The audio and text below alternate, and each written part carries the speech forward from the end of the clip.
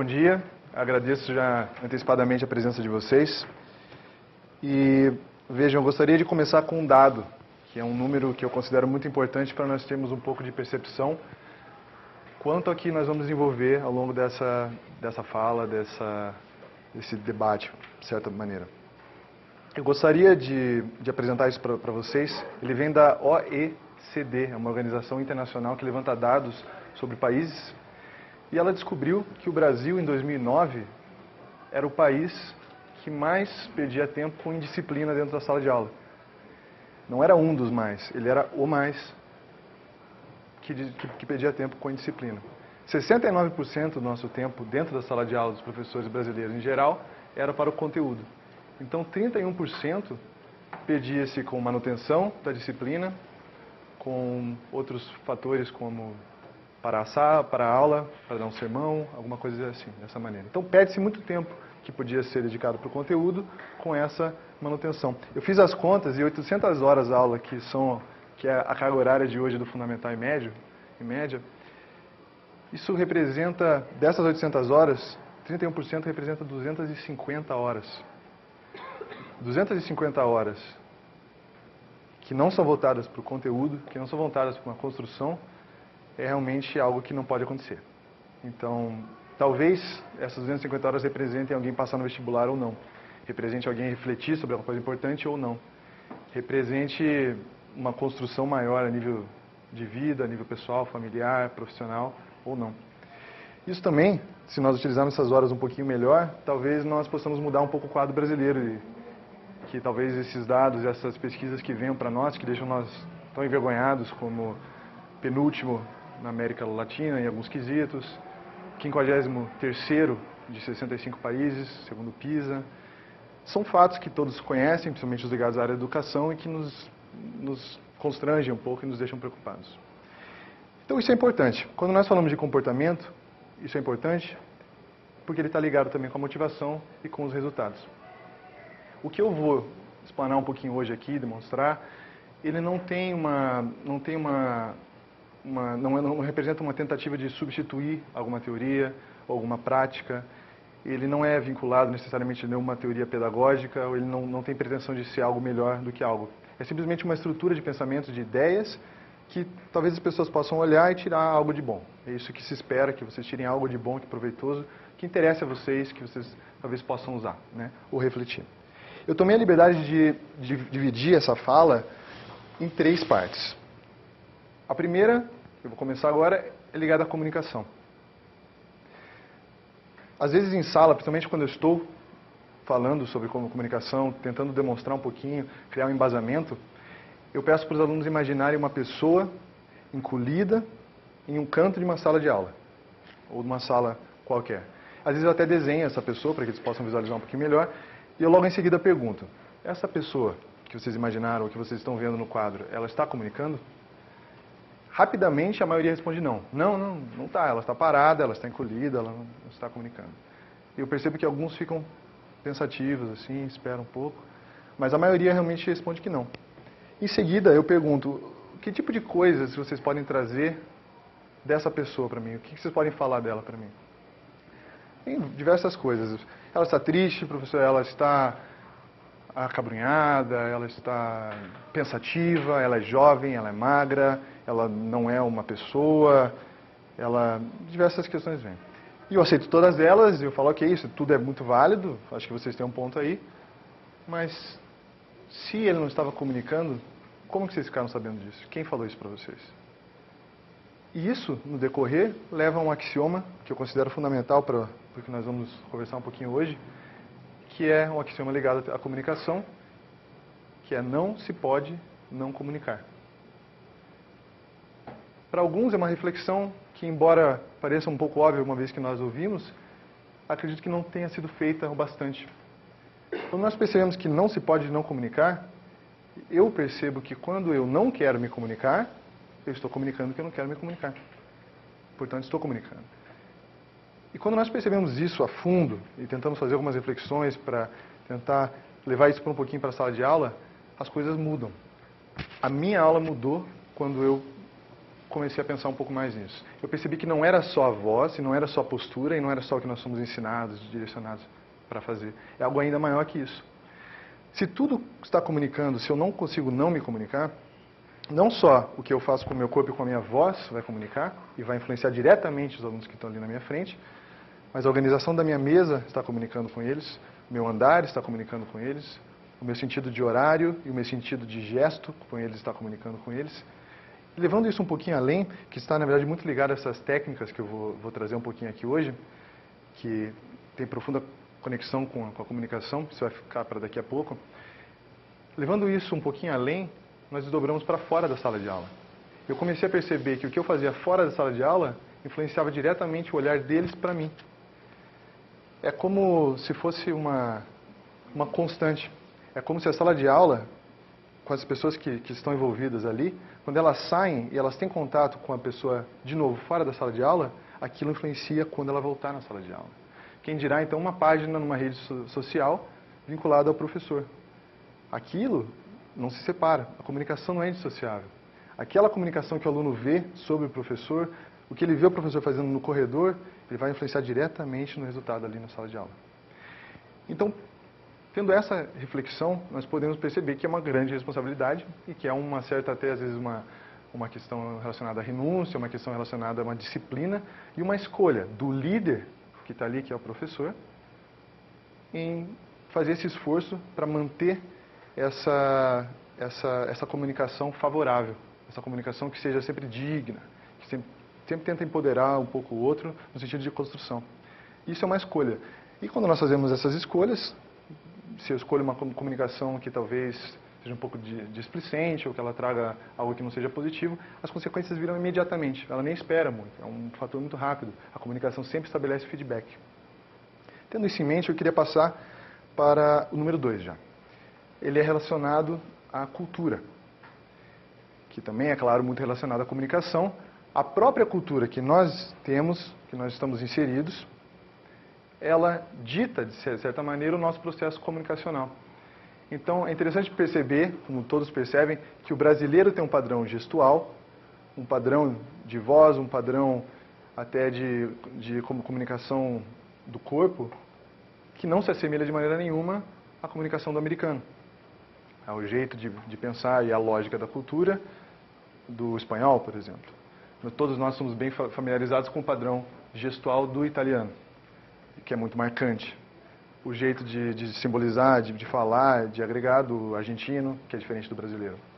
Então, o background da cultura, a mentalidade e o repertório, eles atuam sempre como um filtro. E aquilo é como se estivéssemos um pouco pré-determinados a nos comunicarmos de alguma forma. Pensando nisso, pensando nessa macrocultura de cada país, em que nós saímos do Brasil e quando nós viajamos para fora, nós percebemos aquilo, nós sentimos fortemente que a lógica mudou da cultura, que as pessoas andam de maneira diferente, elas se relacionam de maneira diferente, aquilo mudou. Essa macrocultura existe. E quando nós vamos segmentando um pouco os espaços, trazendo uns espaços estruturados, finitos, diferenciados, como a sala de aula, se estabelece uma cultura ali também. Quando você entra em uma sala, no momento que vocês entraram nessa sala, existe uma cultura diferente da casa de vocês. Uma lógica diferente. O padrão comportamental nosso muda. Então eu queria nesse momento traçar uma linha pensando na cultura de sala de aula do Brasil 40 anos atrás e hoje. É interessante pensar que nós fomos de um extremo ao outro. Então 40 anos atrás, levantava-se quando o professor entrava em sala. Levantava-se. O professor entrava, muitas vezes cumprimentava e pedia para sentar, todos sentavam. Nós somos disso para ameaças abertas a professores em algumas escolas, ameaças violentas abertas. Há uma linguagem vinculada à gíria de uma maneira até um pouco chula, como se fosse algo natural, normal, como se fosse algo, uma fase a mais para se passar. Como essa questão da disciplina é gritante, como nós falamos já naqueles números, eu acredito que houve um desequilíbrio. Nós somos de um extremo ao outro. E isso não é bom. Questão vinculada à criminalidade, questão vinculada aos resultados da educação, questões vinculadas a tantos mais fatores que vocês próprios veem que mexem com essa questão de disciplina, de valores, ela se reflete em sala de aula e ela nos faz perceber que há algo errado com a nossa cultura atual. Há algo errado e que eu não vou ter pretensão nenhuma de entrar nesse mérito, de dizer exatamente o que, mas nós precisamos nos perguntar o que aconteceu, quando aconteceu, mas mais importante, o que nós vamos fazer a respeito. Pensando dessa maneira, é interessante nós, às vezes, olharmos para o vizinho, trazer alguns fatores. Irmos observar, quando nós observamos a aula de outro professor, querendo ou não, isso estabelece um pouco no nosso meio, no nosso modo de ensinar. Nós emprestamos um pouco aquilo. Eu acho que nós podemos fazer isso um pouco com a cultura também. Quando eu olho para a cultura alemã e penso nas lições que ela pode me trazer, isso pode me fortalecer como cultura brasileira. Não que a cultura alemã seja melhor, em alguns pontos ela pode ser, em outros pontos talvez não. A cultura americana, da mesma maneira, ela tem algumas lições, ela tem pontos muito positivos e pontos um pouco negativos. A cultura americana em relação ao ensino, particularmente, eu acredito que tem algo a nos trazer. E tem algo a nos oferecer, trazer para a mesa, para nós olharmos, para nós possivelmente agregar. Ela é muito focada no resultado. Ela é muito focada na eficiência. E ela tem uma comunicação respeitosa dentro da sala de aula que foi estabelecida e não mudou muito. Então é interessante observar que as crianças têm um estilo de comunicação com o professor que é diferenciado. Ela dificilmente, ela com 7, 8 anos, vai chegar a interromper o professor para perguntar alguma coisa. Ela vai sim levantar a mão e vai esperar a sua vez, porque aquilo de quebrar o discurso é muito mais grave do que aqui. Aqui se quebra o discurso muito fácil. Isso também nós vamos conversar um pouco. Mas eu também não penso que o resultado final seja o objetivo final da educação, mas acredito que nós precisamos de eficiência, nós precisamos de mais resultados, nós precisamos de mais disciplina. E essas técnicas que eu vou trazer daqui a pouco, que vocês vão poder acompanhar, elas falam um pouco disso. Elas trazem uma eficiência, elas trazem um olhar, talvez voltado um pouco mais para uma disciplina que seja voltada à construção. Eu vou passar para essas técnicas daqui a pouco, eu só queria fazer um parêntese com a questão da tecnologia. Acho isso importante de mencionar também, principalmente hoje. Nós pensamos muito nessa geração que está na sala de aula no momento. Essa geração é uma geração já além da minha.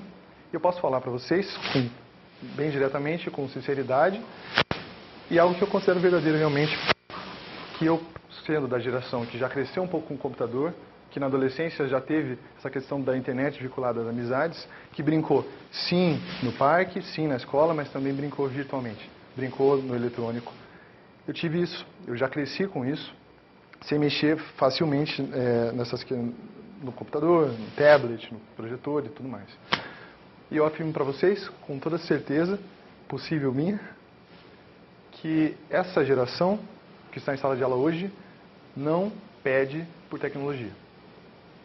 Não é pré-requisito saber como usar as coisas que se relacionam com a tecnologia moderna, com a questão eletrônica, para dar aula para essa geração que está em sala hoje. Não é pré-requisito. Eles não pedem e nós não necessariamente precisamos.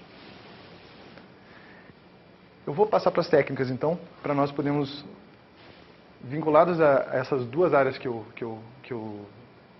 mostrei um pouquinho para vocês, nós possamos conversar um pouco e demonstrar o que essas técnicas representam no ensino brasileiro. Eu queria que vocês pensassem nessas 5 primeiras técnicas como todas vinculadas a estabelecer um alto patamar de aprendizado. Quando nós estabelecemos um patamar aqui, que por exemplo seria passar de ano, então nós falamos para todos os alunos, eu espero que vocês passem de ano. E o aluno até que está aqui, ele não vai ter muita motivação para subir um pouquinho mais. Se o patamar ele já ultrapassou, por que eu vou subir um pouquinho mais? Ele vai se vincular um pouco a essa área. Quando nós estabelecemos o patamar aqui, mesmo o aluno que normalmente se encaixa nessa categoria aqui, vai crescer os olhos um pouquinho e vai tentar subir um pouquinho mais. Nós sabemos que não são todos que vão alcançar, não é o momento de cada um tem uma história, cada um tem um processo. Mas, ao estabelecer uma expectativa, que nós confiamos nele, ele confia em nós, e nós vamos estabelecer alguns resultados, uma construção, estabelecer isso um pouquinho mais alto, isso vai ser sempre importante. Isso vai trazer uma motivação extra. O aluno vai sair da cama e vai, hoje eu vou ter que me superar um pouquinho. E isso conta. A primeira técnica que eu queria conversar com vocês, queria demonstrar, é sem saída. Muitas vezes nós perguntamos para os alunos questões e eles respondem não sei, e o que é normal. Quando ele responde não sei, eu pergunto para uma outra pessoa, eu escrevo a questão no quadro e aquilo fica dessa maneira. Essa técnica, ela pede para fazer um pouquinho diferente. Então, quando eu pergunto, Pedro, quanto é 3 mais 3? Não sei, professor. Tudo bem? Maria, quanto é 3 mais 3? 6. Obrigado, Maria. Pedro, quanto que é 3 mais 3? 6. Obrigado. Dessa maneira, o aluno sempre vai voltar para a resposta correta. Mesmo que ele dê uma resposta que saia e que fale um não sei, ou algo que ele tentou e não foi correto, se possível, é interessante voltar para ele para pelo menos ele falar aquilo, verbalizar e absorver. Ou que ele escreva. Dessa maneira, o aluno começa, que tudo está comunicando, o aluno começa a perceber que o não sei dele vai ser sempre vinculado a uma resposta certa. Que ele, dentro daquele espaço, ele pode até errar, mas no final ele vai acertar. Ele vai atingir um resultado válido. Isso evita um pouco também essa porta de saída que eles usam, que muitas vezes o não sei é me desvinculo e não quero mais. Então, ou até uma preguiça. Então, você sabe a questão tal? Ah, não sei. Às vezes ele não tentou, e às vezes ele não está interessado. Voltando sempre para ele vai perceber que ele sempre vai chegar ali, que é parte do papel dele chegar nisso. Junto com essa primeira técnica, existem duas outras que são bem vinculadas, que é certo e formato importa. Quando eu percebo que o certo é certo, as minhas respostas não valem tanto. Então, muitas vezes, até nessa ansiedade de passar o conteúdo, de passar para o próximo passo da aula, nós perguntamos algo para o aluno e ele responde uma meia-verdade. Ele responde quase certo. E nós completamos aquilo para ele. E nós falamos a resposta certa e colocamos no quadro. Ao invés de eu completar aquilo para ele, eu vou sempre jogar essa comunicação que envolve ele falar o certo é certo. Ele está no caminho certo? Está. Ele falou o que é realmente certo? Ainda não. Então eu vou chegar um pouquinho mais. Lembra disso? Começa com tal letra. Alguém mais pode ajudar? Começando, te dá um pouquinho mais de tempo para ele sempre atingir esse formato do certo. Junto com o formato importa. Quando ele me responde o que é um círculo, é tipo dessa maneira, ele pode até acertar. E o jeito que ele explicou é certo. Mas uma redação de vestibular não aceita esse tipo. Um trabalho e uma carreira não aceita esse tipo. O formato importa.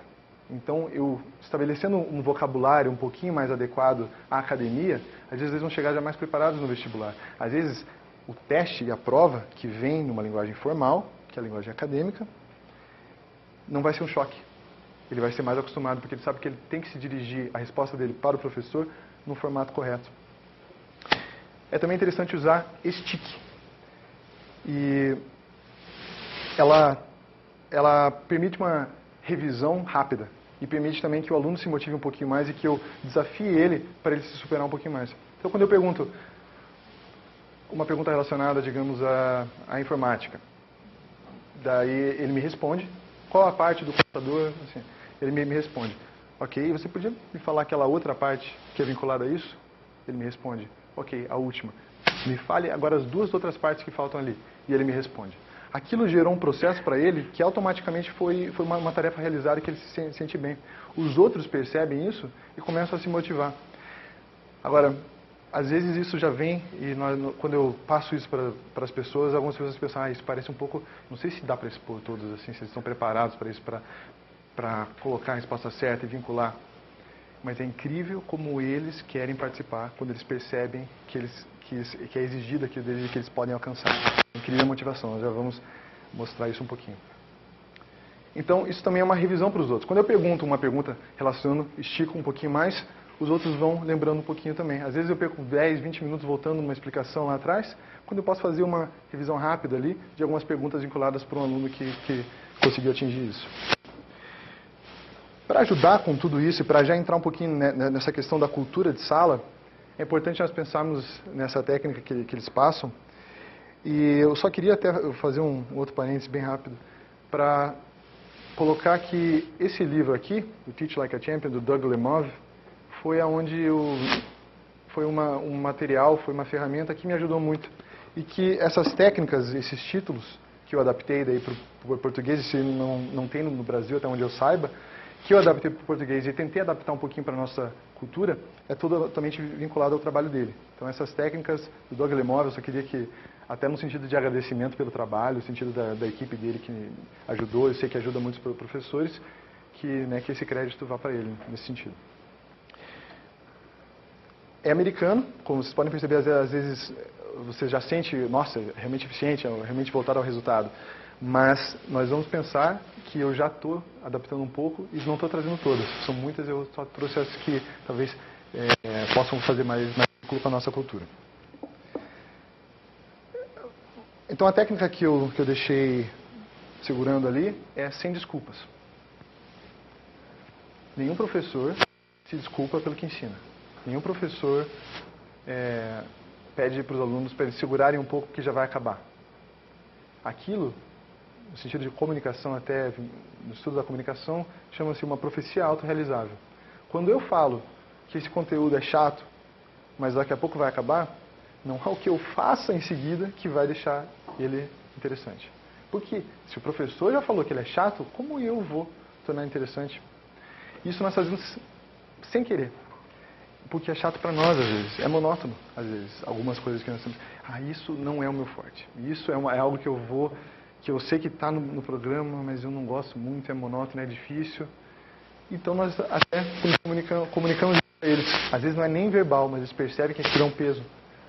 Então o desafio, talvez, que tem que ser colocado para o educador, nesse momento, eu vou transformar isso em interessante, eu vou deixar isso interessante para mim. Se eu deixar isso interessante para mim, isso vai ser muito mais interessante para eles. Então, isso é monótono para mim, não, mas eu vou achar algo que vai ser interessante, eu vou pesquisar, e aquilo vai ser interessante para mim, eu vou passar isso para eles. Eu vou passar então para uma outra etapa dessas técnicas, relacionadas ao planejamento.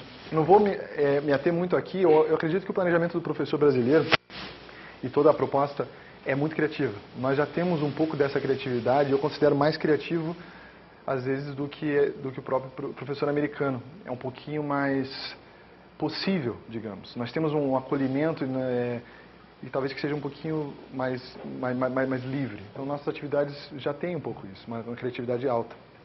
Mas eles trazem algumas coisas que eu considero também interessantes para agregar. A primeira é, comece com o fim. Então, muitos de nós já temos isso. Quem não tem, é interessante pensar que o objetivo está estabelecido. É esse objetivo que eu quero até o final do semestre, é esse objetivo que eu quero até o final do mês, é esse objetivo que eu quero até o final do dia. E os caminhos para eles são infinitos. Nesse momento, todos os caminhos realmente levam a Roma e eu vou poder traçar aquilo da maneira que eu quiser para chegar nele. Mas tendo ele lá, presente, começando com ele, eu vou ter uma aula que vai encadear muito melhor.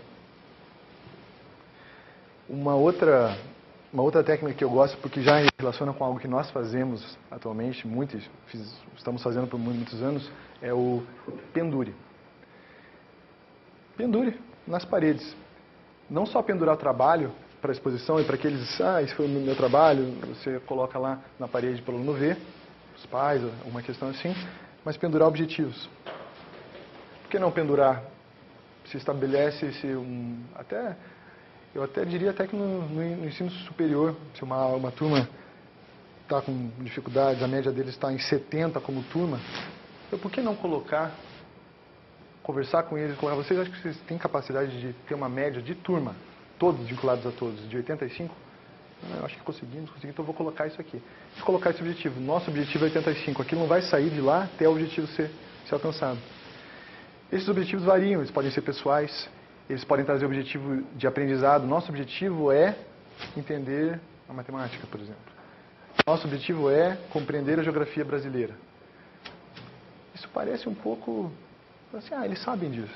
Mas aquilo materializado todos os dias, ele tem uma comunicação diferenciada. O espaço estruturado finito começa a trazer algumas questões diferentes para ele. Ele entra naquele espaço, ele começa a lembrar daqueles objetivos. Ele já vai se motivando um pouquinho mais. É interessante também colocar as coisas que já foram aprendidas. Então, hoje eu ensinei isso. Vocês fizeram um ótimo trabalho, eu gostei disso. E aqui foi o que vocês aprenderam. Eu queria um voluntário para colocar isso na parede. Vem alguém, coloca, e aquilo dar um estabelecimento melhor. É algo que se alcançou e que vai encadear um pouquinho mais. Mapear também é importante. Essa técnica chama mapeie. Não só mapear essa questão do instalamento, de colocar uma pessoa em cada lugar, dependendo... Isso é importante, nós não podemos ter a noção de que cada aluno vai sentar em algum lugar e ele vai realmente escolher o que é melhor para ele, principalmente no ensino fundamental. Agora eu não estou realmente falando com os adultos. Mas não só isso, como cada necessidade de cada aluno, personalidade de cada aluno, mas também a questão de mapear o espaço. Como é a minha movimentação dentro de sala de aula? Será que esse espaço que eu mapeei permite que eu esteja acessível? Permite que eu chegue lá rápido? Se ele precisar de mim? Ou eu tenho que parar a aula? Eu vou entrar nessa questão de circular também. Ou seja, o mapeie entra também na colocação do espaço. Eu particularmente gosto do 2-2 em vez do 1. O 2 permite que caibam bastante alunos e que ao mesmo tempo hajam corredores maiores e livres. E sendo assim eu posso passar lá, voltar, costurar, num sentido muito mais fácil. Eu passo por trás, eu passo pelos lados, e no momento que nós pensamos, mas eles vão estar junto comigo, não é bem assim. Aquilo, eu realmente não sei como isso acontece, mas eles não têm esse sentido de conversa com alguém que está realmente muito perto deles. Parece que nós chamamos um pouco essa vontade de conversar quando a pessoa está um pouquinho mais longe. É muito interessante, é para a questão da psicologia. Junto com isso vem então o circule, a movimentação. Se eu preciso pedir licença para poder chegar no final, com licença, tira a sua mochila, com licença, posso passar? Você está pedindo permissão para entrar na sua própria casa, digamos. O espaço ali é o seu ambiente de trabalho, é o seu laboratório. Você é a pessoa que se movimenta por todos os lados. Você não tem que pedir licença para passar ali. Não é uma questão de autoridade ou de questão assim, mas de praticidade. O ideal, eles até colocam aqui, eu acho interessante, o ideal seria você chegar em qualquer lugar da sala em 4 ou 5 passos, não mais. Então precisou de sua assistência e aquilo está longe, você dando 4, 5 passos, conseguindo chegar, isso seria o ideal. Esse circuito também nos permite uma intimidade um pouquinho maior, uma presença com os alunos que é diferenciada. Ao invés de eu sempre estar aqui conversando, nesse espaço delimitado, em que eu não ultrapasso essa linha quase nunca, talvez seja interessante eu chegar em sala e isso seja a primeira coisa que eu faço. Eu entro e ultrapasso essa linha. Eles percebem que eu também, e que aquilo é normal para mim. Sendo assim, eu posso chegar, estar circulando e ver o que ele está fazendo, já apontar rapidamente, pedir para ele guardar a mochila onde é. Isso ninguém mais ouve, só essa pessoa. Às vezes eu posso dizer algo para ele que eu não quero expor ele a todos, até como elogio, porque elogio também expõe de certa maneira, tem que tomar um pouco cuidado com isso. Mas falar, olha, eu gostei disso que você fez, isso foi bom, parabéns, continue assim. Isso cria uma certa presença que é diferenciada, que traz para eles uma confiança um pouquinho maior. O líder tem que ser forte, tem que ser humilde. E isso às vezes parece um paradoxo, e para quem já está pensando, não tenho disciplina suficiente para isso, não vai dar certo, isso é um cenário um pouco ideal. Vamos entrar então nessa questão de disciplina nesse momento. Essas 4 técnicas seguintes. A primeira técnica que faz relação com isso é sem avisos. Então, quando eu faço avisos do que eu vou fazer, aquilo já prejudica essa própria regra. Quando eu estabeleço algo, e aquilo está vinculado a ele, está vinculado a mim, e houve uma concordância, que é muitas vezes aquilo que nós passamos no início do semestre para os alunos, eu passar essa folha, vocês assinam, isso é que nós vamos estabelecer para o semestre. E aquilo é esquecido. Eu vi ontem de uma menina que falou, nós tínhamos algo e nós assinamos, mas ninguém respeita, porque os professores não lembram. Então, o que foi acordado e que é, digamos, essa lei dentro da sala de aula, não precisa de avisos. Se for estabelecido que não é o celular, e se o celular for tirado e a pessoa usar, o celular vai para a diretoria, para do pai pegar então na sala de aula, então eu não preciso de avisos para isso. Se ele mexeu, falar, você mexeu o celular, lembra? Ok? Então, sem mais, sem menos. É só uma questão de cumprir o que foi proposto. Não em seu nome, mas em nome da educação dele. Isso é uma questão muito importante, que eu até queria fazer essa observação nesse sentido.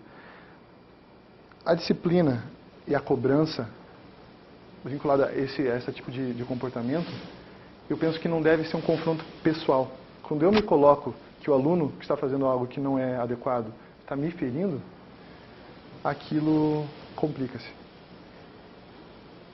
Na verdade, o aluno não está me ferindo, ele nunca vai estar ferindo o Caetano. Nunca. Ele está ferindo a educação dele, ele está ferindo o direito dos outros da educação, ele está ferindo a instituição, ele está ferindo o pai dele, que se preocupa com ele, que gastou, que está investindo. Ele se preocupa,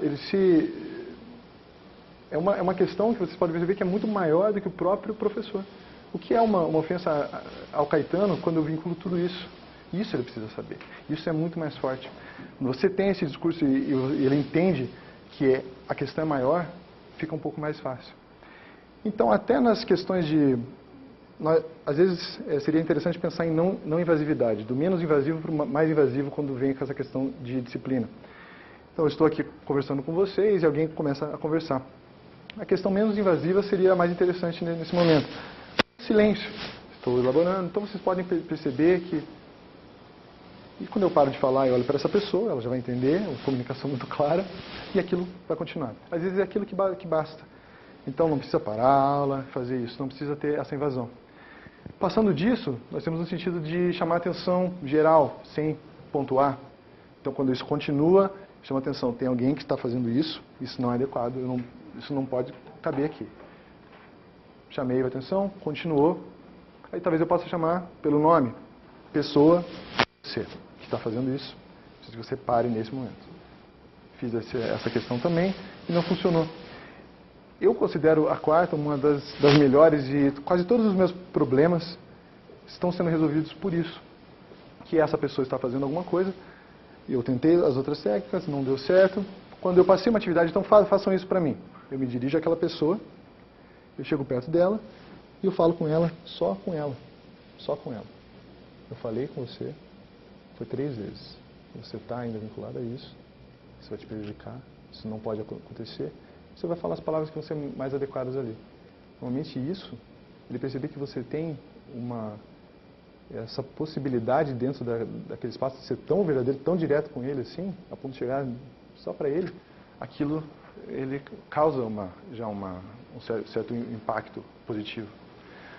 E finalmente as questões extra-classes precisam ser muito claras. Então a consequência é qual? Ela é exatamente essa, seguida dessa, seguida dessa, seguida dessa.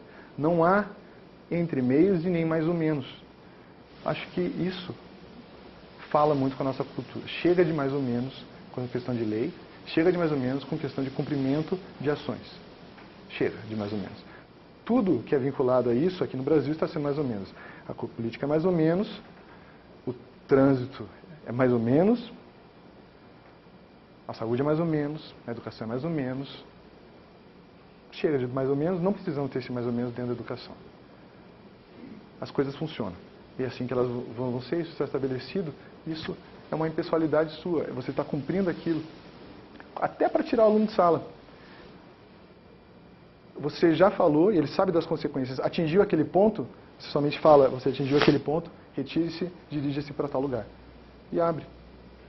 A emoção não mudou. Não fiquei mais bravo, não alterei, não estou estressado, não estou falando alto, eu só comuniquei e estou esperando, e todos estão esperando. Ele sai, e eu fecho a porta e eu continuo a aula.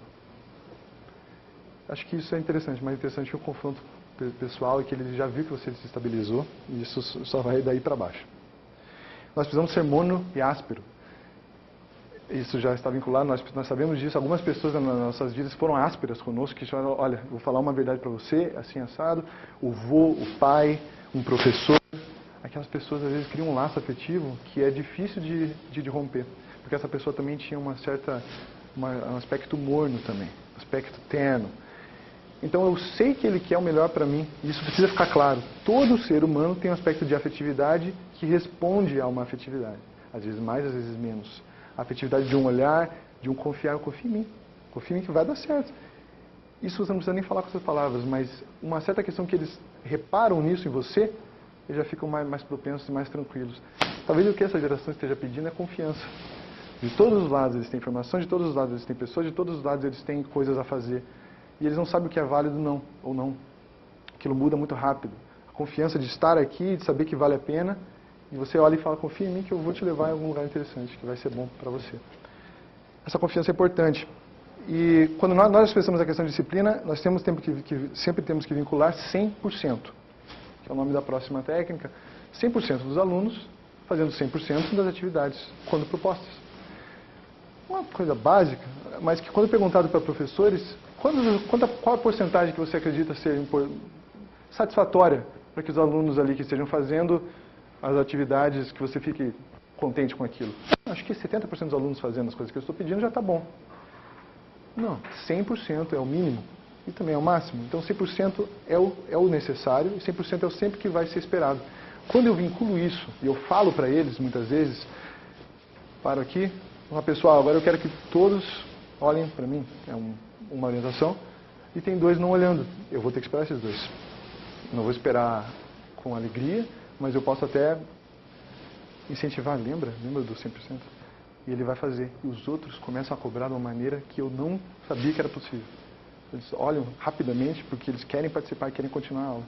Aquilo entra num aspecto de cultura em que quando o aluno que não está fazendo algo errado, esqueceu, os demais, às vezes eu não preciso falar nada, só os demais já vão trazer, porque aquilo já ficou neles. A entrada rotineira, que é uma outra questão, ela pode favorecer muito o professor, pode favorecer muito a disciplina. Quando eu entro e nos primeiros 5 minutos eu tenho uma rotina, seja dar um pequeno exercício, seja trazer a atenção deles para mim, dar algum comunicado e em seguida fazer a chamada, ou chegar e fazer a chamada e assim começar alguma outra coisa, fazer uma atividade de movimento, alguma questão assim, se ele tem essa rotina, ele já se prepara antes. Então, às vezes até o período mudou, ele foi do intervalo para a sua sala, ou o professor saiu, ele entrou, agora é a aula do outro professor. Eu sei que ele já faz isso no começo, então eu já vou sentar e já vou me preparar. Ainda mais se for uma coisa que seja interessante, que já foi vinculada a todos esses aspectos. A entrada rotineira pode ajudar. E por último, essa última sessão é ritmo. O ritmo de aula, ele é necessário também. Quem é professor, quem dá aula, sabe que quando nós estamos cansados, e nós estamos somos humanos e temos nossos dias, isso reflete completamente neles. Às vezes eles ficam mais agitados, às vezes só causa uma certa decepção, não com palavras, mas você vê isso neles. E é importante sempre estabelecer um ritmo. Aquilo é cobrado, e aquilo tem uma certa questão que aquilo tende a permanecer naquele ritmo. É difícil você trazer para baixo daí quando você já estabeleceu. De novo, é uma técnica que é interessante. Mais uma vez, ela é conectada com o certo é certo, estabelecer esses altos padrões. Quando eu peço para todos, digamos alunos de 5 anos, eu quero que todos levantem a mão direita. E eu levanto a mão direita junto com eles. Digamos que metade levantou a esquerda, metade a direita. Não, a direita, né? Direita, isso, tá. Continua? Não.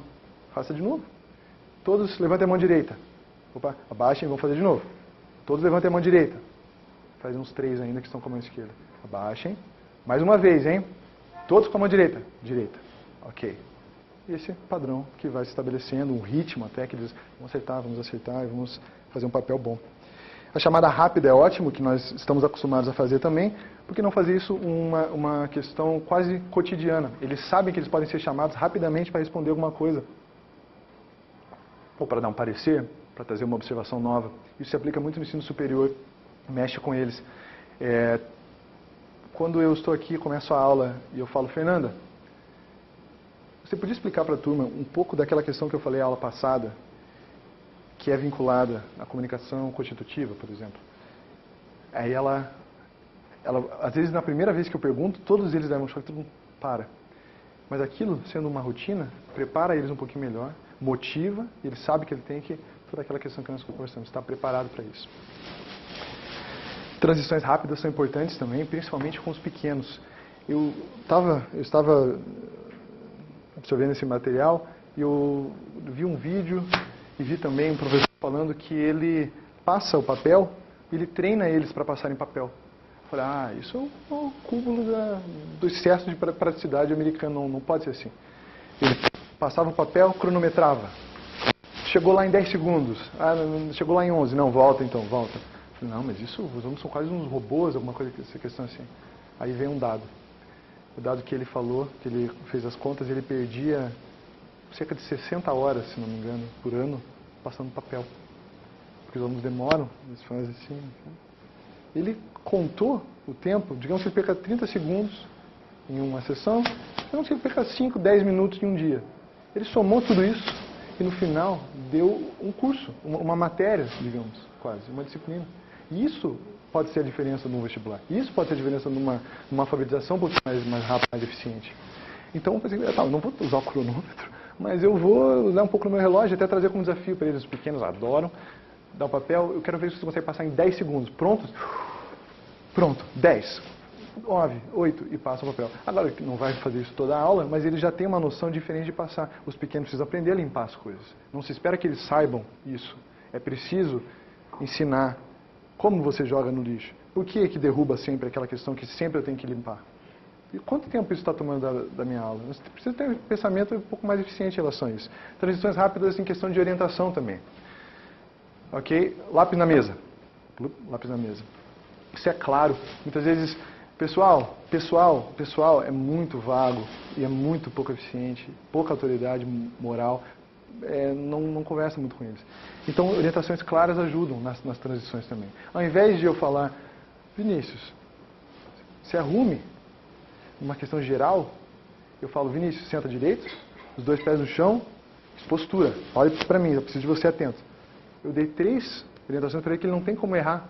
Ele senta direito, ele eleva um pouco a coluna, ele põe os 10 pés no chão e ele olha para mim.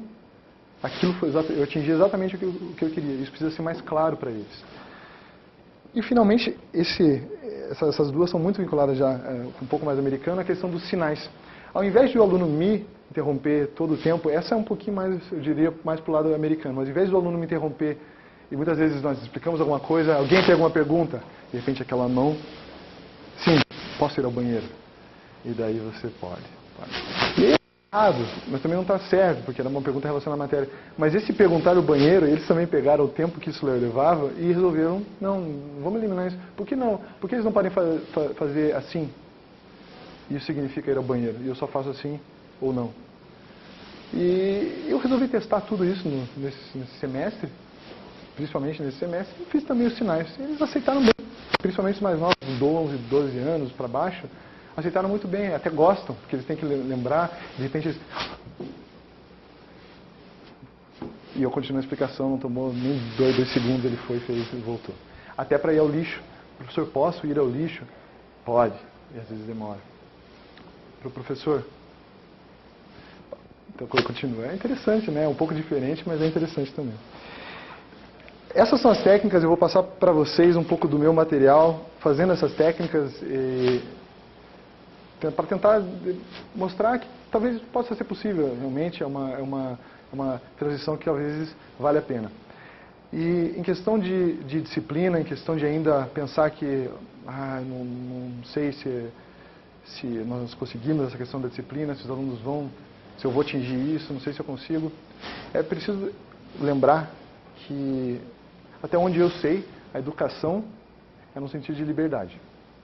Eu educo nesse processo todo para essa pessoa ser livre. Livre, completamente livre. E pode até parecer um paradoxo, mas não há liberdade sem controle. E não necessariamente controle sobre pessoas, mas um controle sobre sua vida, um controle, um autocontrole. Porque sem autocontrole, a pessoa é presa ao seu vício, aos seus hábitos que não mudam nunca, à sua preguiça, às suas ilusões, às suas mentiras. E uma noção de liberdade, que até então parece, eu sou livre, é uma constante prisão dentro das suas próprias limitações e dos seus próprios defeitos.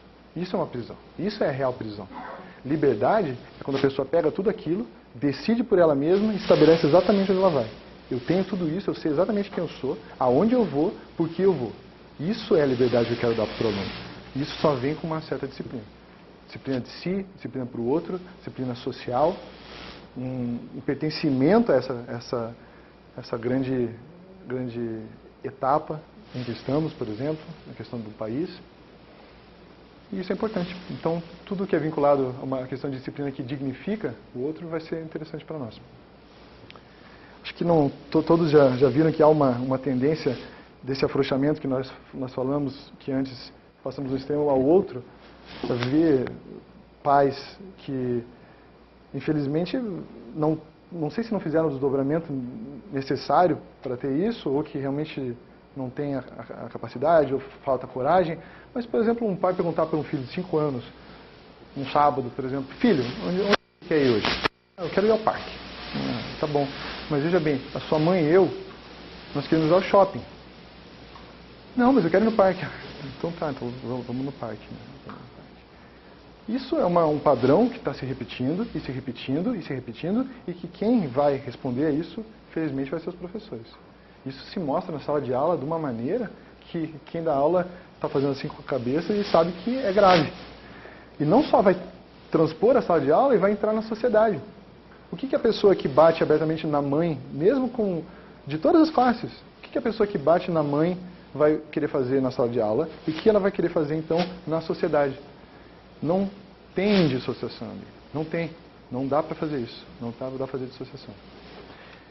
Então, eu gostaria de mostrar esse vídeo para e sempre lembrar nessa questão morna, nessa questão da positividade, da alegria. Eles sentem isso, é importante. E é um processo de construir a liberdade, construir novos horizontes, é um processo extremamente alegre. Para mim, é a profissão mais satisfatória que eu consigo pensar é vinculada a isso. E não é à toa que eu sou um pouco suspeito para falar, porque estou na área, mas realmente vale a pena, a alegria é fundamental. Então, eu vou mostrar para vocês esse material.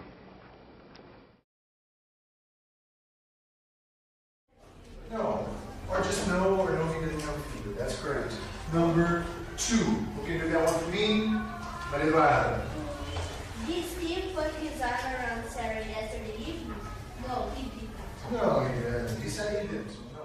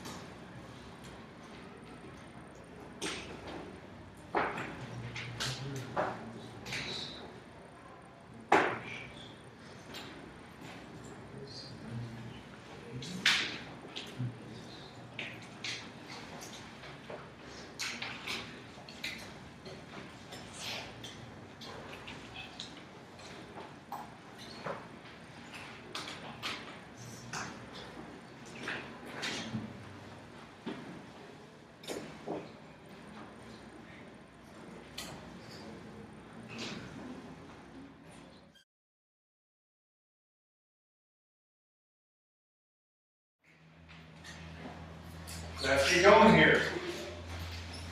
All right, everybody over here. Around. Okay, is this hand already? I'm going to start to the other side with reach. This man's coming down now. Draw reach. Reach. Did you guess? Reached. It's just the ED, okay? However, this is a sound. I wanted you to practice with me. First, just do the t. Okay, put your hands down for a second. Just a second.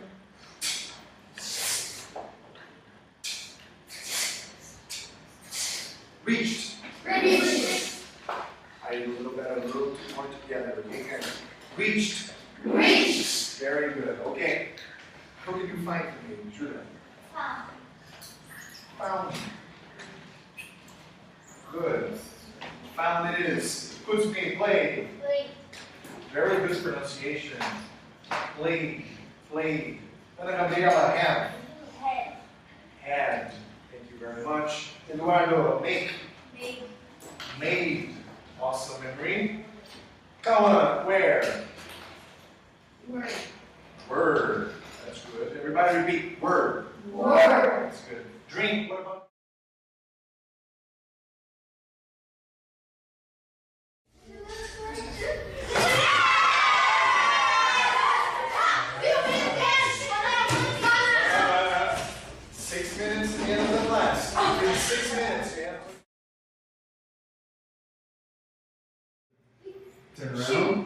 All right, guys, let's keep going. Amanda, I want you to do number 8 for me, please.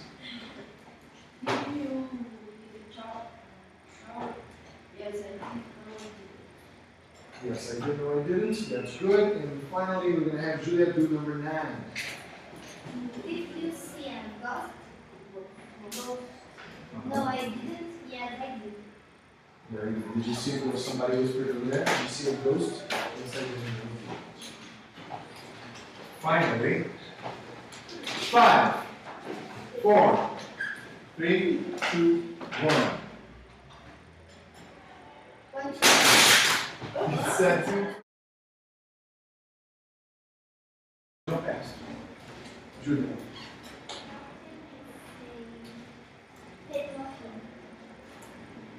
And a daughter. Teacher. What can I say? Who's me? English, thought. How can I say begin? How can I say begin? Warrior.